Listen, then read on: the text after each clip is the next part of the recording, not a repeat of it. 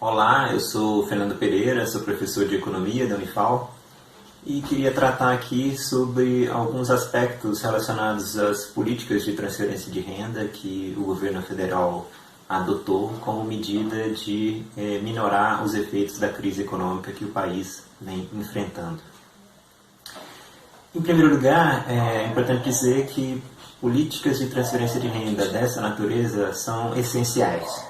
Tá? Então, nesse sentido, temos de reconhecer o mérito dessas políticas.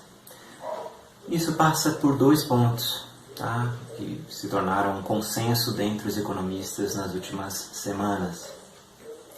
O primeiro deles é que para o enfrentamento do Covid-19, ele é fundamental para a futura recuperação econômica. Não existe mais, não pode se falar mais em paradoxo, escolha das vidas ou da economia. Tá? A economia não se recuperará sem a superação do problema do Covid-19. Certo? O segundo ponto é que essa recuperação depende necessariamente, tá? Além do isolamento social promovido pelo governo, a recuperação futura vai depender de ações do governo federal, tá? Para manter a renda e o emprego da população durante esse período necessário de isolamento social e de quarentena.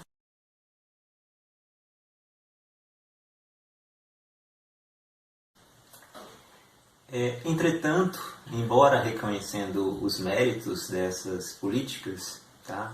Temos aqui de apresentar uma série de críticas, tá? Que podem ser feitas a ela, tá? Que vêm sendo apontadas por especialistas aqui no país. Tá? O primeiro ponto é que essa política de transferência de renda do governo, ela nos parece muito tímida, tá? Frente à dimensão, ao patamar da crise econômica que nos aflige. Eu vou dar aqui um número, tá? Quer dizer, as estimativas atuais para o PIB brasileiro em 2020, né, no atual ano, é de uma queda, tá? E essa queda, alguns economistas falam entre valores entre 4% a até 10% de queda do PIB, correto? Ou seja, não é uma crise de dimensão pequena, é uma grande crise. Tá? O problema é que a política de transferência de renda que vem sendo adotada pelo governo federal, ela é ainda muito tímida, tá? Muito focada. Seja no caso dos trabalhadores informais, né? Para receber o benefício, esses trabalhadores têm que ter um perfil que atenda aos requisitos do Cadastro Único para Programas Sociais, o CAD Único. Tá? E no caso dos trabalhadores assalariados, que vão ser compensados o salário que seus empregadores vão deixar de pagar nos próximos 3 meses, essa compensação ela é feita só em parte, tá? Pelo valor do seguro-desemprego, que não vai compensar a totalidade, é só uma parcela, só vai minorar, só vai resolver parte do problema dos trabalhadores. Tá? Ocorre que se os trabalhadores, se a população, tá, não tiver renda, tá, necessariamente, né, a consequência disso é que o mercado consumidor interno vai sofrer uma grande queda. Tá? Vai haver uma queda na demanda agregada, tá? E isso necessariamente vai se refletir, tá, nas próprias empresas. Eu estou falando aqui que você cuidar dos trabalhadores, da população, não é em si um benefício social, tá? Mas é um benefício econômico para a própria economia, né, para as próprias empresas do país. Tá? Ocorre que com políticas tímidas, como a gente vem observando as ações do governo, ainda tímidas, tá? Para a superação da crise dessa dimensão, o que vai acontecer é que o mercado consumidor vai encolher, tá? E isso vai ter reflexo sobre as empresas. Quer dizer, empresas, principalmente micro, pequenas e médias empresas, vão ter um impacto de queda de receita e de renda, tá? E muito provavelmente boa parte delas vai ter que fechar, tá? Ou vai deixar de pagar suas dívidas, tá? Ou vai desempregar, certo? Ou seja, gerando um ciclo vicioso em que você desemprega, cai a renda ainda mais da população, que deixa de consumir, e isso se reflete mais uma vez sobre os resultados das empresas.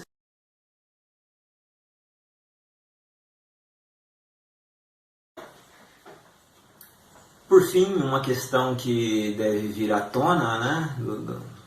O porquê, qual a razão do governo federal tá tomando medidas, no nosso entendimento, tão tímidas. Tá? No meu entender, a explicação para isso é que o governo federal, desde que assumiu em 2019, ele vem adotando cartilhas ultraliberais. Tá? E essa cartilha ultraliberal, ela prega que políticas de Estado mínimo, de controle dos gastos públicos, controle dos investimentos públicos, isso promoveria uma melhora das contas públicas e, por consequência, o setor privado se sentiria estimulado, tá, a realizar investimentos em empreendimentos que promoveriam o crescimento econômico. Independente das críticas, e eu tenho inúmeras críticas a esse tipo de cartilha, tá? Mesmo economistas considerados liberais, eles criticam esse pensamento, o uso dessa cartilha em conjunturas de grandes crises como a gente está enfrentando agora. Eu vou citar o exemplo do economista Armínio Fraga, que é liberal por excelência, ex-presidente do Banco Central, que tem manifestado publicamente já nas últimas semanas que o governo não pode, nesse momento, ficar pensando em políticas de austeridade fiscal, tá, em controle do déficit público, tá, como uma medida que vai estimular o setor privado. Não, em uma conjuntura de grande crise como a gente está vivendo agora, o governo deve agir para recuperar essa economia, tá? Agindo diretamente, tá? Com políticas de gastos, de investimentos e de transferência de renda massiva, para que o setor privado possa, em um futuro, tá? Retomar a sua participação na economia, certo?